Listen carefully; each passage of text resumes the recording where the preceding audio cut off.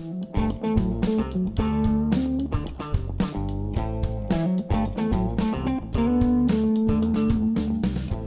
for joining us on the podcast of the History Teachers Association of New South Wales.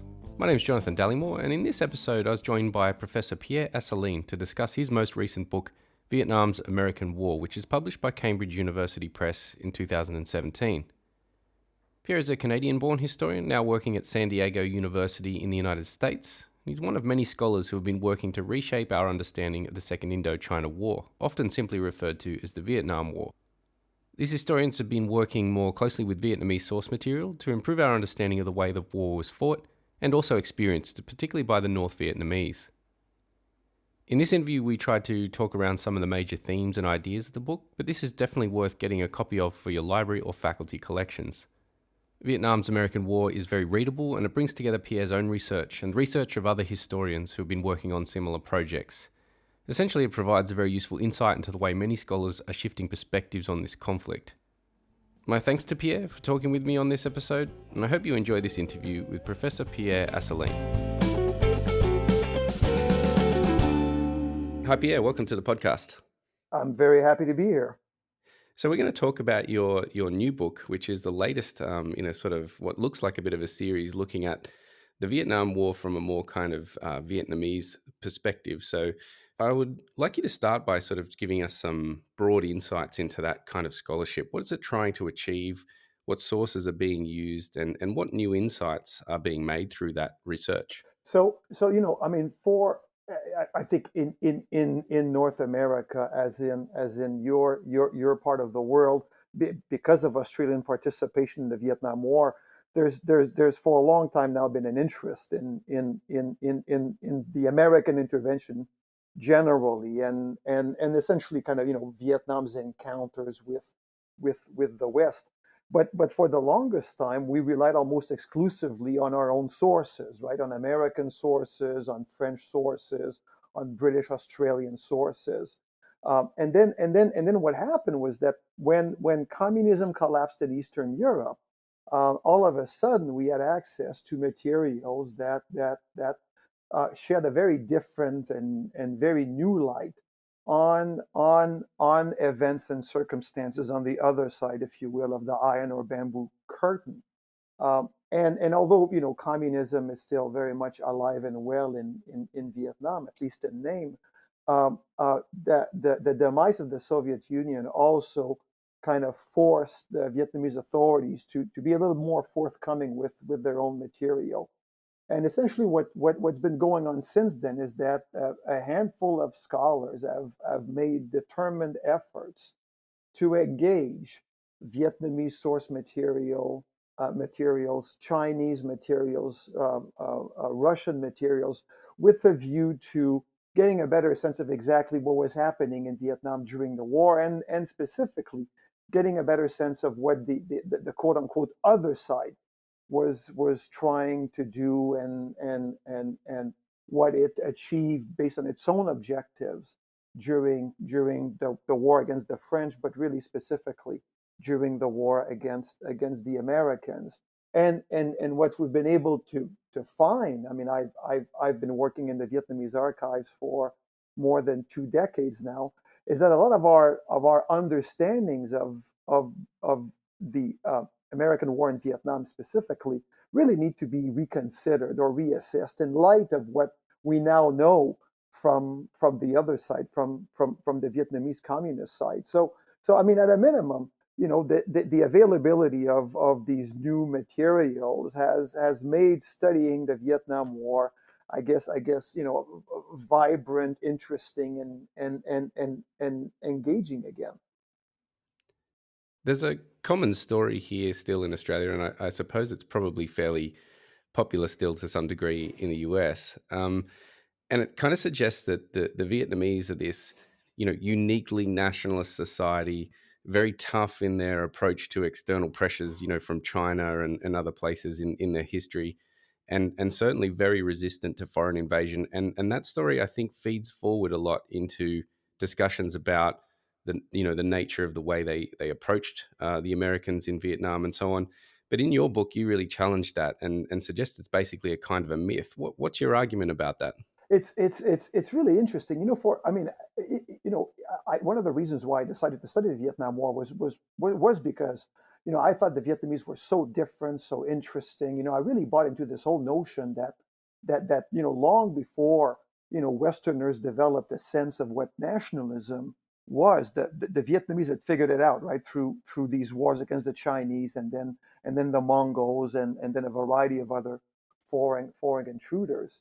Um, but then the more I started looking at Vietnamese history, the more I realized that, well, even when they weren't fighting foreigners, the Vietnamese were always kind of restless vis-a-vis their own authorities.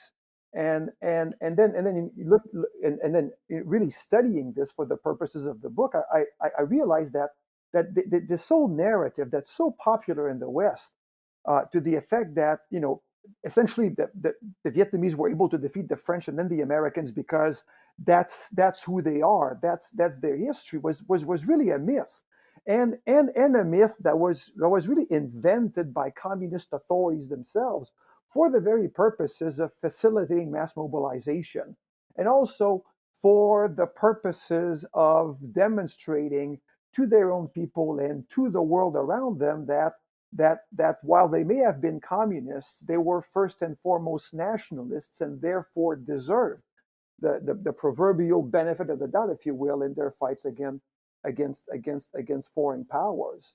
So yeah, it's a really, I think that we've tried to kind of simplify our understanding of the outcomes of the French and American wars by simply saying, kind of agreeing with that Vietnamese narrative to the effect that, well, this was their country. They were used to fighting foreigners, and therefore inevitably they won again.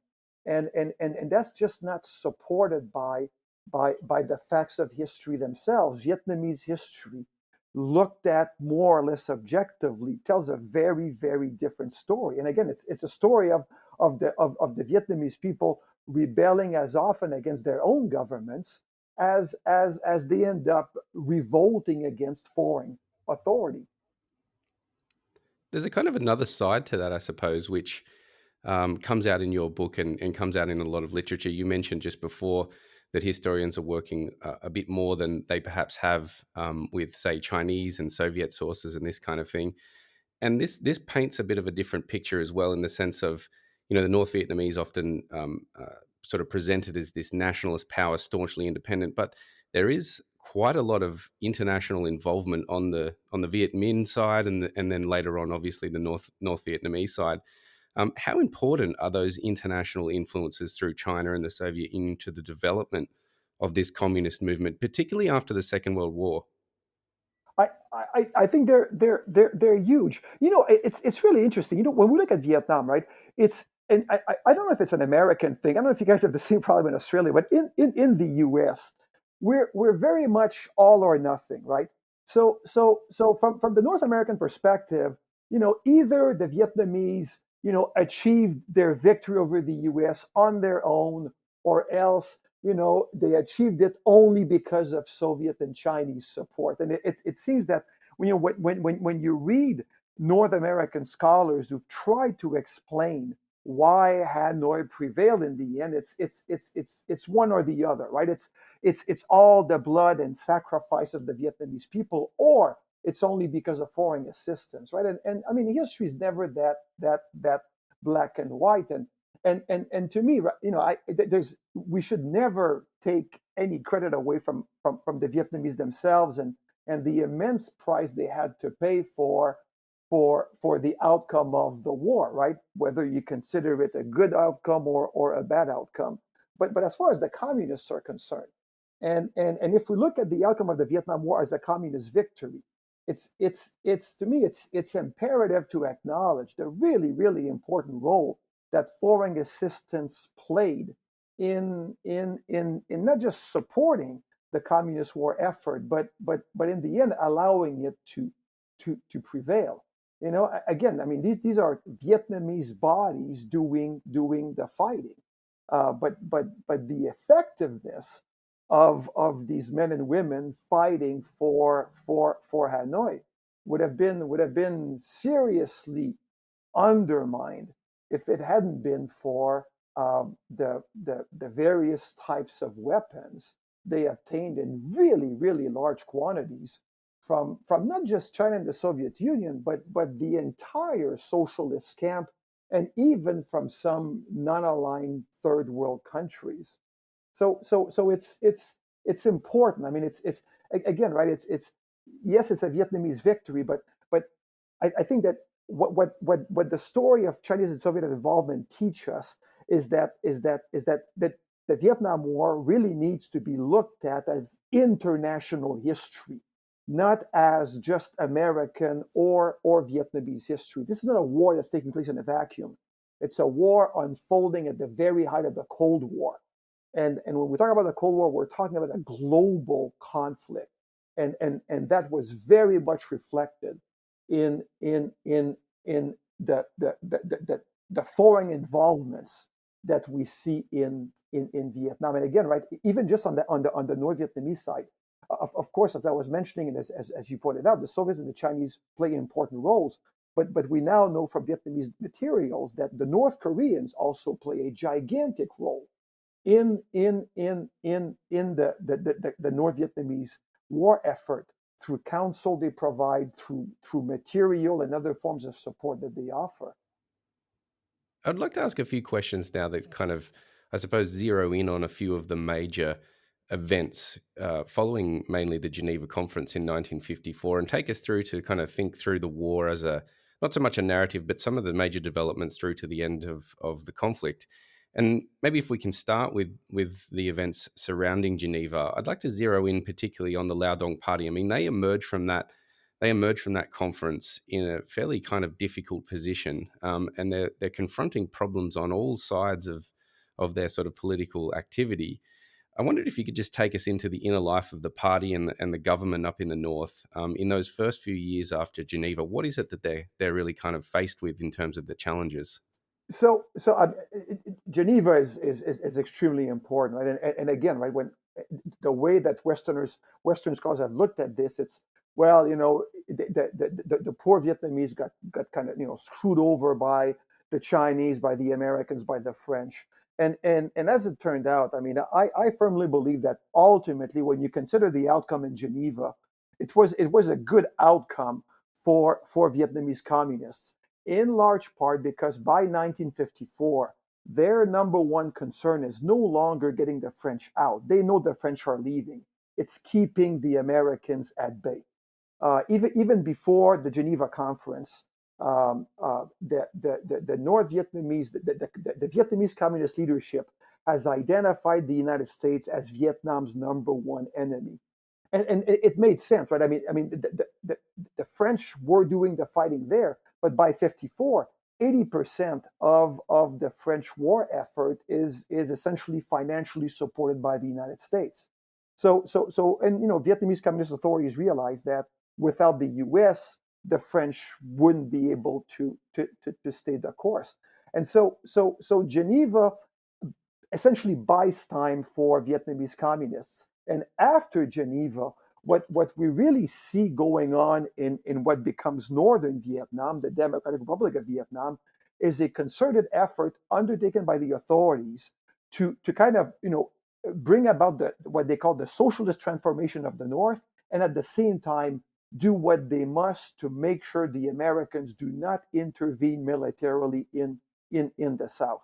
So for the better part of 10 years or so after Geneva, we see the North Vietnamese Communist regime act extremely judiciously, extremely cautiously, because it's absolutely terrified of provoking the Americans into intervening more aggressively in Vietnam, which would then derail their so-called socialist project in the North and ultimately make it much more difficult to pursue the long-term goal of national reunification under communist governance.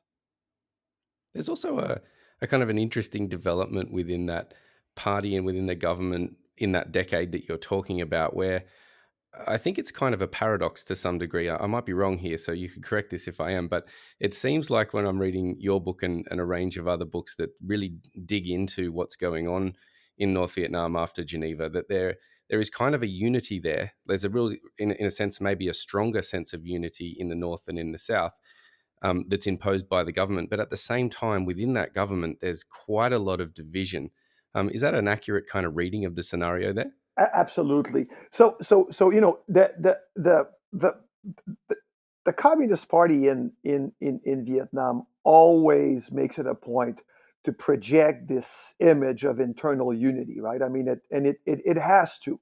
By traditional Marxist-Leninist precepts, the Communist Party, it's like the papacy, right? It's supposed to be infallible.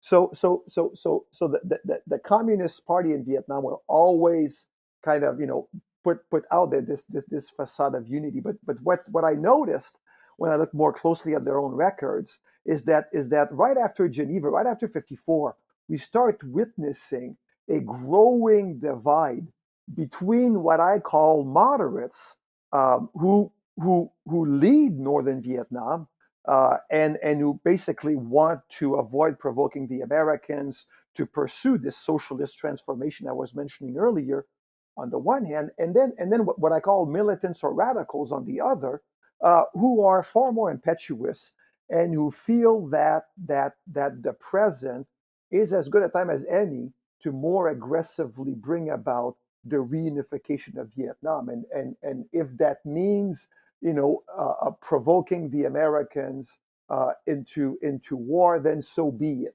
So there is that tension between, I guess, what we would have called in the American context hawks and doves in Hanoi, as we would have in Washington later on.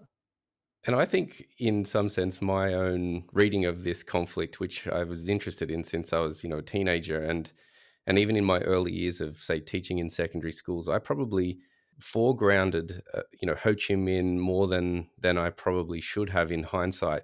And I think that's probably because of the sort of maybe the stories and the memory that's built up around this conflict and his kind of highly public visibility within all of this. But in your book and much of the other literature that we've been talking about, this kind of new wave of literature, probably more than any other figure in the Lao Dong Party, this character of Lê Duan really dominates decision making, at least from the late 1950s as he moves from the south to the north. I wondered if you could give us a sense of this person's character. Like, what's he like? What are the major ideas that are driving his outlook and so on? That's been one of the kind of the more interesting revelations of this new research into Vietnamese archives by myself and some of my colleagues, right? Is that for the longest time we always assumed that Ho Chi Minh was always kind of running the show, if you will, in Hanoi. And what we're discovering now is that was true only for a period starting around the late 50s, early 60s, as you've just mentioned, Jonathan. We start to witness the emergence of rival leaders, including specifically Lê Duan, who's very different from Ho Chi Minh. Ho Chi Minh is kind of a very worldly individual. He's a committed communist, but he also knows when to be pragmatic. I mean, he understands the potential pitfalls of dogmatism, as communists would say. Lê Duan, on the other hand, really never left Vietnam. Ho spoke 5 to 6 different languages very well. Lê Duan spoke only Vietnamese. Lê Duan, Ho had traveled the world, as I mentioned earlier. Lê Duan has spent the better part of his adult life just fighting it out in southern Vietnam. And so by when Lê Duan starts to assert himself, North Vietnam, the Communist Party in Vietnam, now finds itself under the increasing influence of a battle hardened, very narrow minded, but also highly committed revolutionary.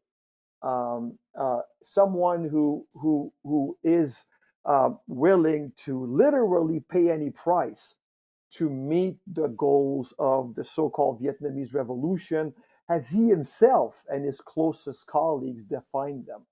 I think that recognizing this particular individual and his place within the Communist Party leadership structure is absolutely essential to understand the course and outcome of the American war in Vietnam.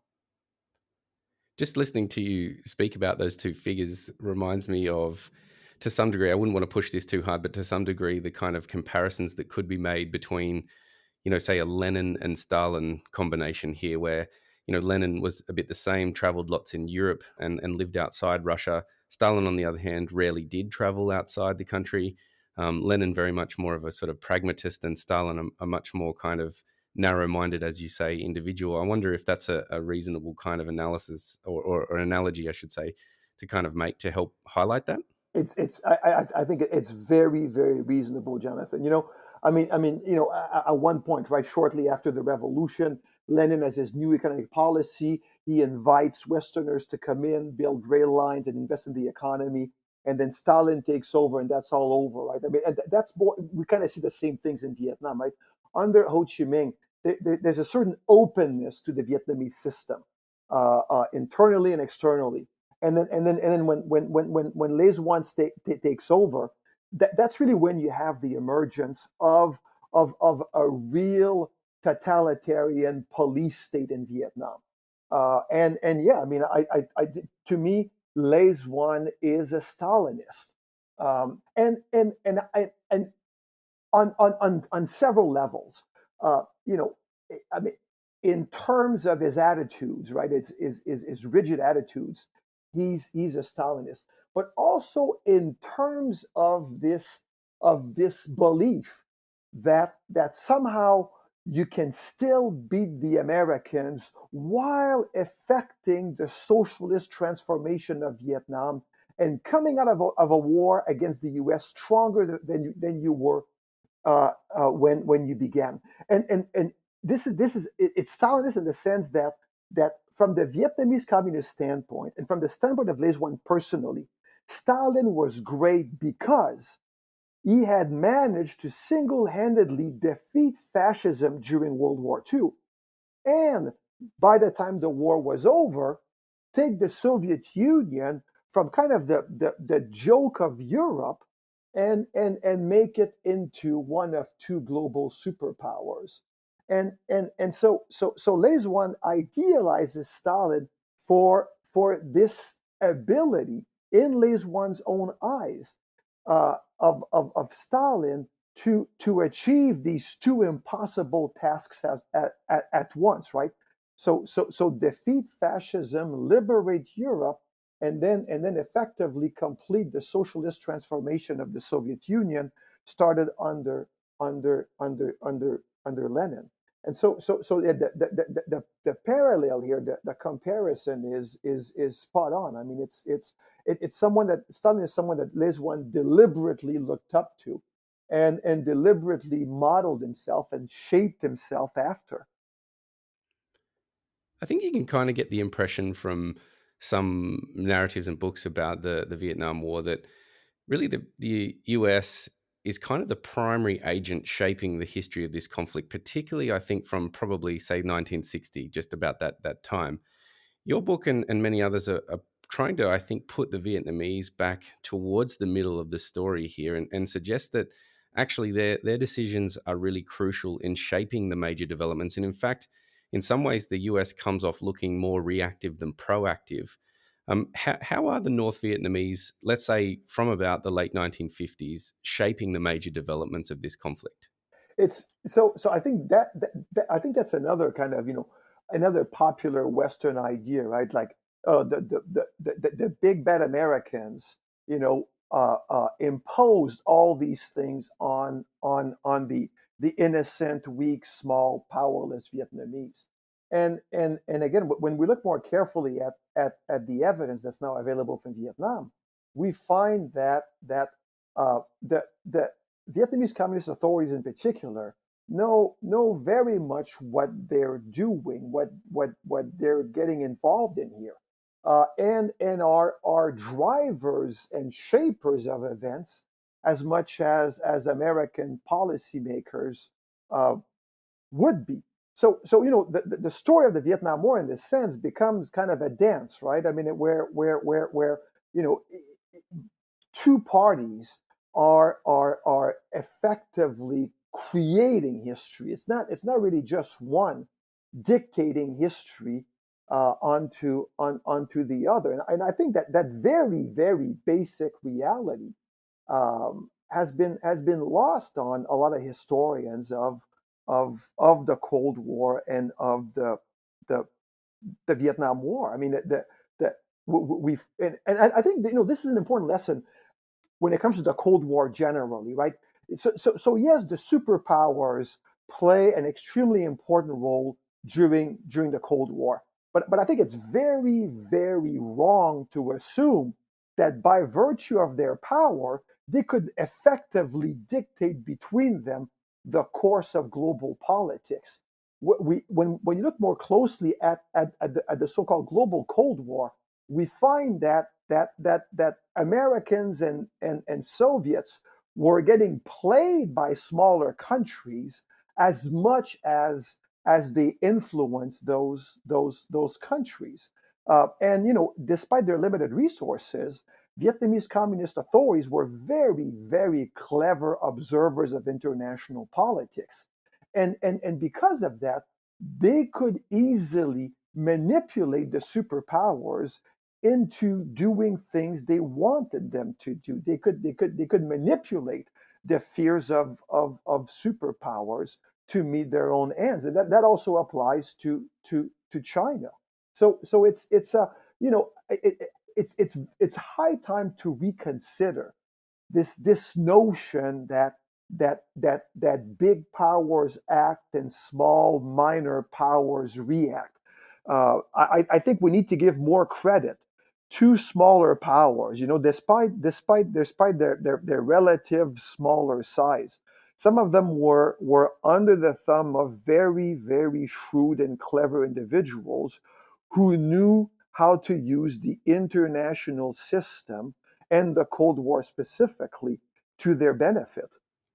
We've had a similar trajectory with some of our scholarship in Australia, actually, I think. And, the old story was that we went to Vietnam to support, the global superpower America to sort of protect our interests. But, a lot of historians are more willing to say, hang on, I think actually politicians in Canberra were sort of trying to manipulate America as much as the other way around, I think.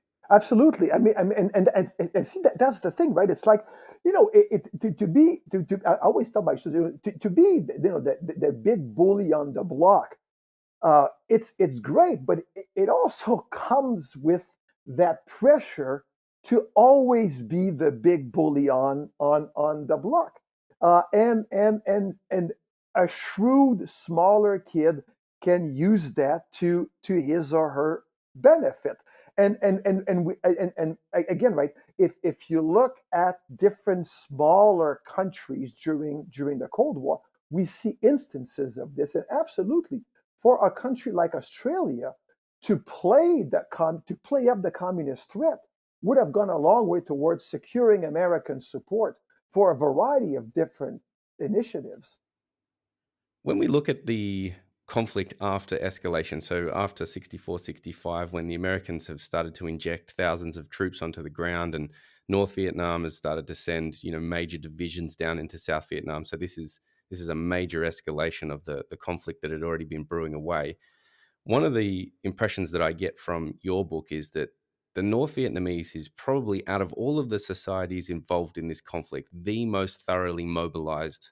So if you sort of had a spectrum from, very limited war through to total war, they're the most, they're the farthest along that spectrum towards total war than any other society. How does the North mobilize its war effort? Your question kind of provides part of the answer, right? I mean, it's for North Vietnam. This is a total war. For the Americans, for its allies like Australia, it's a very limited war, right? And this being a total war for the North Vietnamese, a variety of different measures, wartime emergency measures, are implemented. But again, right, because of their past experience, 8 years fighting the French, and also because of their ability to sense where their own decisions would lead to. North Vietnamese Communist authorities are able to start creating that system for expedited mobilization long before the war against the U.S. actually begins. But essentially, it starts with asserting exclusive and total control over information, which went a very long way toward enabling the North Vietnamese to carry on with the war for as long as they could. It extends to easily mobilizing every man, woman around the age of 18. Um, uh, you know, it's really, there's a level of commitment to the cause here that American policymakers could not rival, um, through their own miscalculations, but also because of the circumstances of living in a democratic society, right? I mean, you can't control the press. You can't really, especially for a war like Vietnam, suspend freedom of speech, freedom of the press. And these are things that the North Vietnamese government could very easily do, particularly by 1965. Not only that, but anyone who dissents with the prevailing consensus would have been sent to prison or to a re-education camp. So there's a variety of different mechanisms in place that effectively deter and entirely preclude opposition to the party's will. And again, right, it's impossible to do these kinds of things in a society like the United States or Australia, and that's the other component. North Vietnamese communist leaders were very much aware of that, which is why they're constantly playing, on the one hand, the American political calendar, and on the other, American anti war activists and other progressive movements.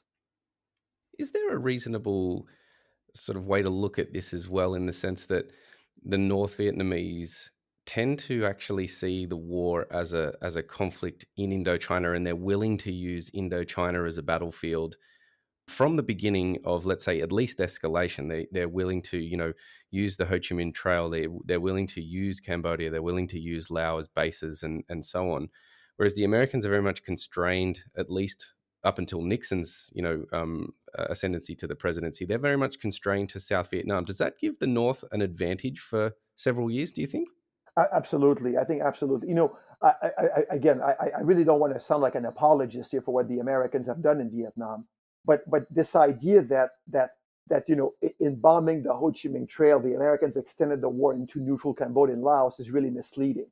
The Americans are bombing Laos and Cambodia because the North Vietnamese are using the Ho Chi Minh Trail to move troops and supplies into southern Vietnam, and and and and and so this whole idea is consistent with the Vietnamese communist perception of not Vietnam but Indochina as one battlefield. Very early on, as early as the 1930s, the Vietnamese Communist Party recognizes Indochina as a single battlefield. The party understands and recognizes the diversity of groups existing in Indochina, but it has also concluded that that Vietnam would never be able to enjoy the fruits of its independence unless Laos and Cambodia were quote unquote liberated along with it. So all along, Vietnamese communists are busy working toward the quote unquote liberation of Laos and Cambodia as they're pursuing their own. And so from their standpoint, consistent with these ideas, it was perfectly fine to have troops involved in Laos and Cambodia, and then starting in 59 to move troops into southern Vietnam through Laos and Cambodia. And somehow, when we as foreign students of that war look at circumstances, we tend to blame the Western powers, specifically the Americans, for again extending the war, bringing the war to Laos and Cambodia. And there's no question that American bombings decimated Laos and Cambodia. But this notion that the war, the Vietnam War, was quote unquote widened by the U.S. and only the U.S. and its allies is again just a little misleading. That's actually reflected as well in North Vietnamese rhetoric. I mean, if you look at the official history about the conflict from North Vietnam, we got that English translation about a decade or 15 years ago. And reading that, they explicitly state that, or accept that part of the reason that they were able to emerge victorious is through collaboration with people in Laos and Cambodia. So at least on their sort of rhetorical level, the North Vietnamese are saying that that was an important feature of their conflict as well, right? Absolutely, and just look at the outcome, right? In 1975, they achieve this liberation of the South, as they called it. That same year, they liberate Laos, and Laos falls under a pro Hanoi communist government. Cambodia gets quote unquote liberated by the Khmer Rouge, who are communists, but who by then have had a falling out with Hanoi. But then what happens within 4 years, Hanoi uses Khmer Rouge incursions into Vietnam as a pretext for invading Cambodia. And then having driven the Khmer Rouge out of Cambodia, Vietnam proceeds to occupy that country for the next 10 years. So history itself proves how committed North Vietnam, the Vietnamese Communist Party, was to achieving this liberation of Indochina under regimes that were friendly to the Vietnamese Communist Party. If we come back from the sort of larger strategic picture of mobilization and so on, and think about the people who are doing this fighting, I want to think about the North Vietnamese soldiers, partly because I think maybe in the West, and it's very true in Australia, and I'd say it's the same for America, we have lots of memoirs from soldiers and so on. So there's a fairly, we have a ready access to this perspective of the soldier's life for an American soldier and an Australian soldier, I think, to some degree, but not so much for, say, the average North Vietnamese soldiers. Could you paint a sort of broad picture about these individuals? Like, how well trained are the North Vietnamese soldiers? How committed are they to the conflict? How do they generally fare, even in combat, against Americans and South Vietnamese forces? So when you look at the North Viet, so the Americans and their allies are really fighting two armies in Vietnam, right? The North Vietnamese army and then the so-called Viet Cong, who are indigenous Southerners who fight against the Americans, Saigon, and their allies. But if you look at the North Vietnamese army, the official army, if you will, of Northern Vietnam and of the Communist Party, uh, you know, it's often been described as a peasant army, and nothing could be further from the truth. This is the army fielded by Hanoi after 65 in the South is as professional, if not more professional, than the American, Australian, other armies it's confronting in the South. It's almost as well equipped as those armies. It doesn't have the air and naval capabilities, but in terms of small arms, the quality of those weapons is remarkable. So much so that for a period, uh, uh, American and Allied forces acknowledged that AK-47s were of a much greater quality than the standard issue M16s that American and some allied forces were using in Vietnam. So we're talking about a highly professional and professionalized army. Beyond that, and again, right, this idea of a peasant army, we need to dispel it. These are individuals who either have experience fighting France or were trained by people who fought the French. So they know exactly what they're getting into, as opposed to the Americans and other foreign troops who go through a brief period of boot training and then pretty much have to figure everything out once they're in country. And then those guys are in country for a year or 6 months or 13 months, and then the learning process has to start all over again. So in the sense, not only are our North Vietnamese troops highly professional, they're also extremely knowledgeable and very highly trained. And again, because of who trains them, which is essentially people who spent the better part of their younger lives fighting the French under similar conditions between 45 and 54, they have a much better sense of what is entailed in jungle warfare than the Americans, Australians, and other troops ever did, right? So they know how to deal with wet feet. They know how to deal with bad water. They know how to deal with dysentery, and because again of all that experience. Beyond that, and this is really important, there's always this sense that, well, the North Vietnamese, they all volunteered, they were all eager to fight, whereas, Allied forces were much more reluctant, and that's why there was a draft. Again, this is very misleading. Technically, it is true that most North Vietnamese soldiers who end up in the South have volunteered. But the reason they volunteer is because they know if they don't, they're going to get drafted, and it's much better to volunteer before you get drafted, short term and long term. And actually, if you talk to some Americans, they'll tell you the same thing. The reason why they volunteered is because they felt that they were going to get drafted, but if they volunteered, they might get a better posting. So they are volunteers, but they're only volunteering because they know they'll get drafted.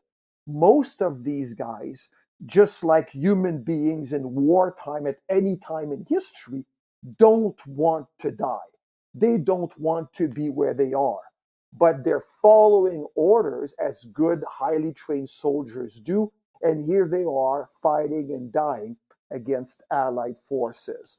So it's really important, to recognize the humanity of these enemy troops, which I think we often take out of the equation when we assess their combat performance, right? We either say that they didn't mind dying because they were dying for their country, or else we'll say that they didn't mind dying because Asians don't value life as much as Westerners. And I mean, these assumptions are completely off the mark. These are young men who are again as human as the young men that Australia and the US sent into combat.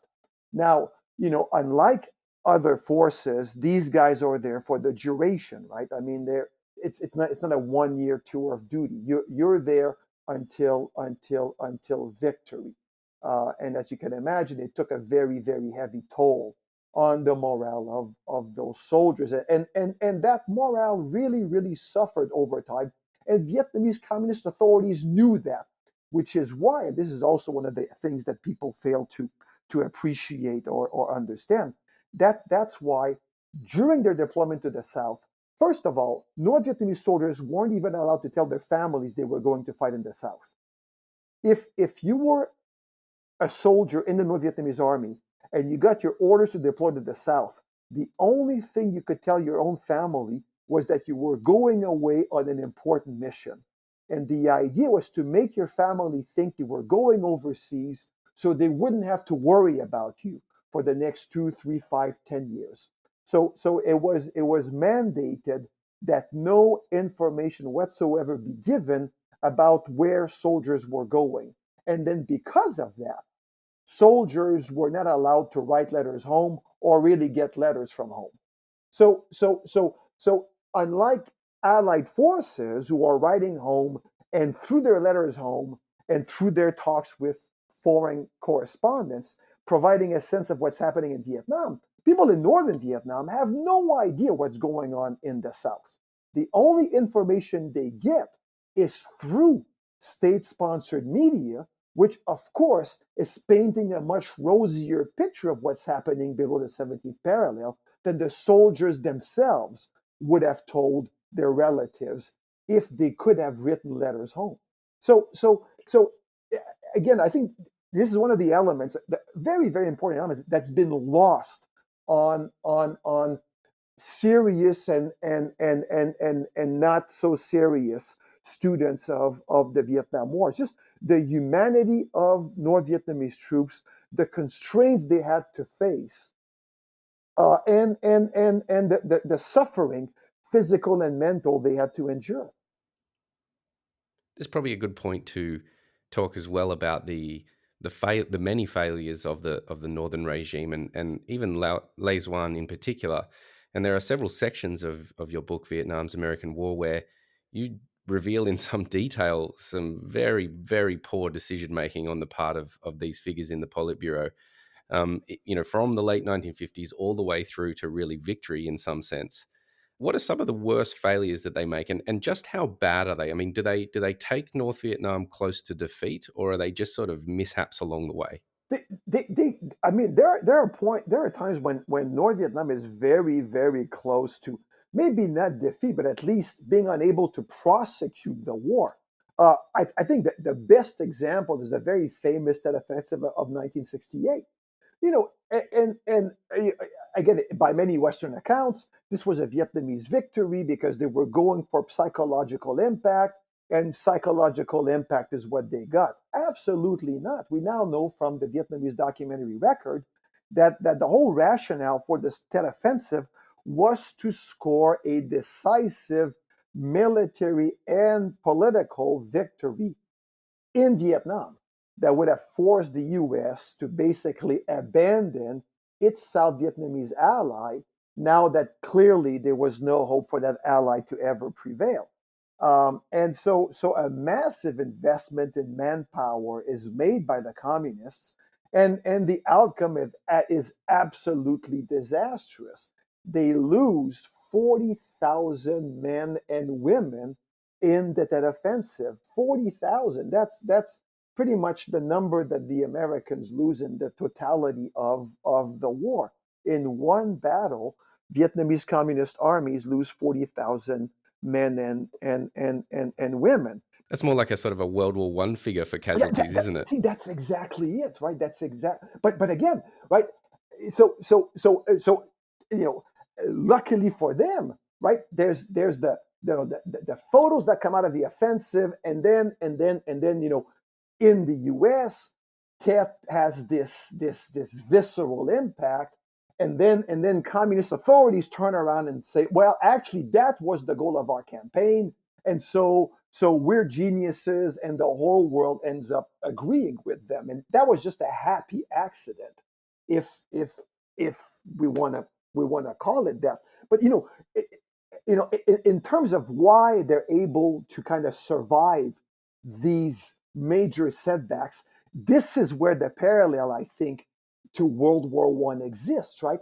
I mean, you look at some of these World War One battles, right, and you would think that after Verdun, after the Somme, somebody somewhere would say, well, okay, I mean, this is absolutely ridiculous. We need to end this. But there seems to be kind of a lack of a certain disregard for losses suffered, right? There's a certain callousness to the way that French, German, British commanders are approaching the war. We've got the exact same thing going on in northern Vietnam, right? I mean, they're aware of the losses, but at the same time, they're willing to tolerate those losses. And after, despite suffering major setback after major setback, in the end, essentially through attrition physical attrition and emotional attrition, they managed to prevail over their enemies. But I think that disregard for the lives of their own compatriots, for the lives of their own troops, is central to explaining the outcome of the Vietnam War. And I want to emphasize here, when I talk about callous disregard for the lives of soldiers, I'm not talking about the Vietnamese generally. I'm talking about Vietnamese communist leaders specifically, and Lay's one first and foremost. That's a good segue actually into this last question, or last major question that I want to ask. And that is about how a government and a regime that seems to be making so many mistakes, and fairly obviously serious from your analysis mistakes, how do they actually emerge victorious? I mean, historians have offered a whole array of explanations here. What are your top two or three factors that you think are crucial in explaining communist victory in Vietnam? I think the totalitarian regime they establish, I think, is really important to explain why they're victorious. I mean, for all of its flaws, the Vietnamese Communist Party always placed a premium on organizational discipline and unity, and that served them, I think, very, very well in the end. Uh, Foreign support, despite the Sino-Soviet split, as you might know, Jonathan, in '69, China and the Soviet Union actually go to war against one another, and in spite of that, the Vietnamese still managed to get supplies from both countries. I mean, to me, that's absolutely remarkable. And then, the last elements, which I think is important, is the one I mentioned earlier: the ability to look beyond all these young men and women who are dying for the cause, right? And